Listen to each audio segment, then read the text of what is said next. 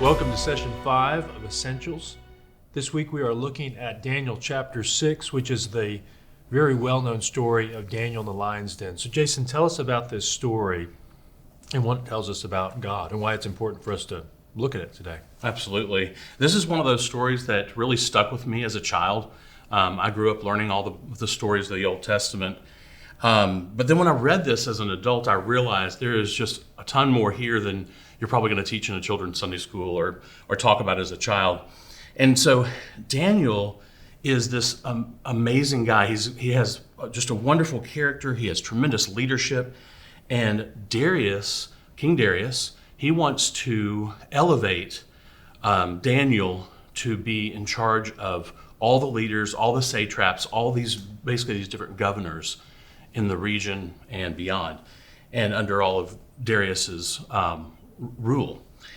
Now, as often happens with leaders, they feel very threatened by Daniel's abilities, by his being elevated into this role. And so they start to try and figure out how it is that they can entrap him. So because of his great character, they realize the only thing they can really do is to do something that contradicts his love and his tremendous prayer life with God. So how do these other leaders do that? What does that look like? Yeah. Well, they set it up so that his faithfulness to God and his continuous prayers would be a violation to an order that they have King Darius put together. I mean, obviously you're going to read about that. It's not real complicated, but it basically just says, if you don't pray to King Darius, you pray to anyone else or any other god, you are going to be thrown into the lion's den. And the thing that's interesting about this is that it works. They're able to actually entrap him this way. But amazingly, the punishment doesn't work. The lions don't eat him. He remains faithful and continues to pray to God, and he amazingly survives being thrown into the lion's den, which is obviously not normal. This is why the king uses it, because it's a very successful means of taking care of problems as it is. Now, Darius, in the story, he ends up regretting this decision. So tell me about that. Yeah, so Darius realizes that he has been listening to people that he probably ought not to have been listening to. He has now been a part of entrapping one of his favorite leaders. In fact, his favorite leader. He's wanting to elevate him. And so Darius feels so bad. Don't bring me any food. I don't want any entertainment. And he basically just lays awake all night. And at sunrise, his first opportunity to go and check on Daniel, he does. He goes and checks on him. And he says, Daniel, did you make it? Did your God provide for you? And Daniel answers.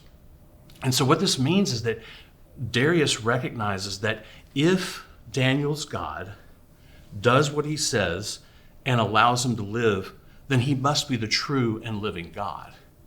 And Darius actually proclaims that. He actually proclaims, your God is the living God, which is just remarkable. Which is a pretty big shift in conversion from worship me to yes, I'm going to worship the living God. Yes, it's crazy. It is truly amazing. Darius goes on, and it's so interesting to me because I don't think he was thinking about this before this happened.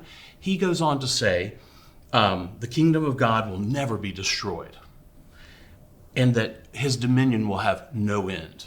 These are proclamations that are made typically by prophets, and we see Jesus fulfill them. Here's Darius, a king who says, worship me only. He puts a 30-day parameter on it, but he's like, worship me only. And here he is making proclamations about signs and wonders. He sees great evidence of a living God who would protect Daniel. It's nothing that he's ever seen before. It's not typical. It's not the way that things usually go. So this very famous story, why is it important for us to read it? What does it tell us about God and our relationship with him? Yeah, I think it does several things.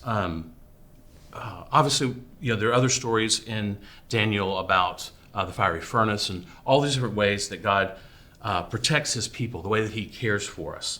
But some of the things that we see in kind of the larger scope of what we're talking about in Essentials this time, is that we see that exile does not generally end very quickly. Obviously, Daniel is removed from that particular situation with the lions, but this is an ongoing theme for him, where he is under the scrutiny of others who don't believe in the same God. And then those in exile need to learn to trust God and serve him only, even in times of persecution. We also see that God's kingdom is clearly growing in the world. This is taking place at the time of Daniel. This is taking place at our time in this world as well.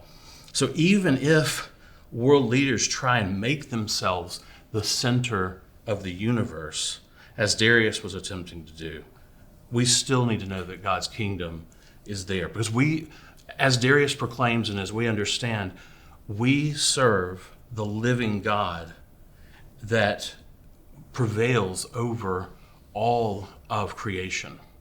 And he loves us and cares for us. And so one really important part about this as well is that it is important to remember that these stories of these great characters of the Old Testament, particularly with Daniel, they're not here to tell us that we should be more like Daniel. That's a temptation. But instead, they're here to remind us of the sovereignty of God, the love of God, the way that he has the ability through us to ultimately to prevail in salvation. I mean, these type of stories are really pointing us toward Jesus Christ. We know this, particularly from our end of things, we're able to read into this. And we need to see that we truly have the good news of salvation and that we truly know the loving God who saves. That's what we're about, and that's what this story leads us to, not in the end, but into the place where we are now. Well, a lot in the story, and thank you for beginning to unpack it for us. Yeah.